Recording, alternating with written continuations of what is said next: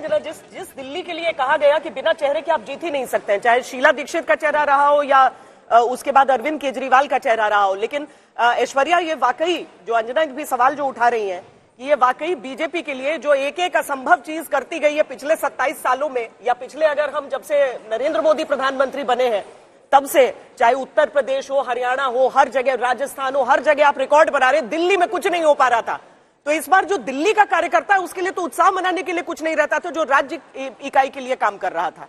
लेकिन जो चीज 2013 में वर्कआउट नहीं हो पाई, लगता है कि 2025 में वो वर्कआउट हो रही है। 2013 में जिस तरीके से वोट स्प्लिट हुआ था उसका फायदा कहीं ना कहीं भारतीय जनता पार्टी को हुआ था। इस बार 2025 में उस स्प्लिट का फायदा पूरी तरीके से बीजेपी को होते हुए यहां पर नजर आ रहा है। संजय शर्मा जुड़ गए हमारे साथ। संजय, बताएं क्या खबर है आपके पास? मनोज तिवारी से पूछिए कि अब तो सीएम फेस को लेकर चर्चा होगी। संजय, मेरे ख्याल से संजय से आवाज जुड़ रही है। संजय, अगर आवाज आ रही है, नहीं तो आप ही लोग उनको बता दीजिए, बात करें। मनोज तिवारी की आवाज आ रही है बगल से। ऐश्वर्या से रिएक्शन ले लेते हैं। ऐश्वर्या, आप जश्न दिखा ही रही हैं, लेकिन पीएम के फेस पर एक बार, क्योंकि देखिए लोकसभा के नतीजों के बाद 240 सीटों पर बीजेपी के अटकने के बाद हरियाणा को लिटमस टेस्ट बताया गया, महाराष्ट्र को बताया गया, ये 2 पास हुए, झारखंड फेल हुए, जम्मू कश्मीर फेल हुए, लेकिन जो बड़े राज्य थे उसमें ये दोनों राज्य, उनका मतलब महाराष्ट्र उनकी झोली में आया, सबसे बड़ा राज्य, हरियाणा जीते, और अब दिल्ली, ये दोनों छोटे राज्य, लेकिन बिकॉज कैपिटल है तो बहुत ज्यादा यहाँ का सेंटिमेंट। और आम आदमी पार्टी एक पॉसिबल थ्रेट बीजेपी मानती है, कांग्रेस से भी बड़ी आने वाले वक्त के लिए। ऐसे में उनको दिल्ली में कंटेन करना बड़ी बात होगी। संजय आ गए, एक सेकेंड। ऐश्वर्या, बात कीजिए संजय मनोज तिवारी से। संजय शर्मा, बात कीजिए। मनोज तिवारी आपके साथ हैं। मुख्यमंत्री का चेहरा कौन बताया जा रहा था? वो भी चाहते थे कि उनको भी टिकट मिले, विधानसभा इस बार लड़ना चाहते थे, लेकिन बीजेपी ने भी हमेशा चेहरा तो दिया ही है ना। इससे पहले भी बीजेपी के बड़े चेहरे रहे ना दिल्ली से। इस बार बिना चेहरे के मदन लाल खुराना, सुषमा स्वराज, साहिब सिंह वर्मा, वो सब तो बड़े चेहरे थे जो काम आए। लेकिन उसके बाद उन्होंने किसको, सतीश उपाध्याय पर एक बार बाजी लगाई, एक बार उन्होंने अध्यक्ष मनोज तिवारी को भी बनाया था, किरण बेदी को लगाया था, चेहरा बनाया था, तब नाकाम रहा। संजय, बात कीजिए। जो एक बार बनेगा तो कम से कम 15-20 साल भाजपा रहेगी। जी हाँ, बिल्कुल। मनोज तिवारी यहाँ मौजूद हैं और मनोज जी से हम बात करते हैं। मनोज जी, 27 साल बाद ये राजनीतिक सूखा खत्म होने की उम्मीद नजर आ रही है। जी, मुझे, हाँ मुझे, जी मुझे भी आशा है। जी भैया, क्या बताओ, क्या एक स्टूडियो से एक सवाल है कि सुबह उठ के आप उधर भी बात कर रहे हैं, उधर भी बात कर रहे हैं। संजय, 2 नाव पे पैर रख दिए मनोज तिवारी। उसी तरह से 2 इंटरव्यू एक साथ देने का रिकॉर्ड बनाएंगे। बल्लेबाजी कर रही है।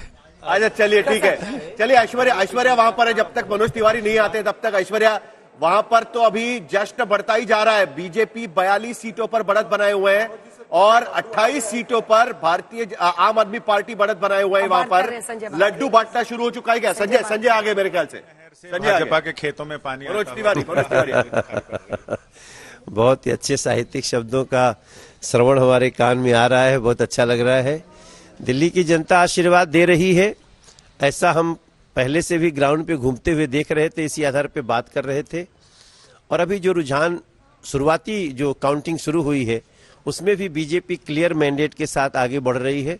हमें पूरा विश्वास है कि यही टैली आखिर तक चलेगी। वो कौन से मुद्दे हैं जो जनता को, आपके उठाए हुए मुद्दे जो जनता को सीधे टच करेंगे?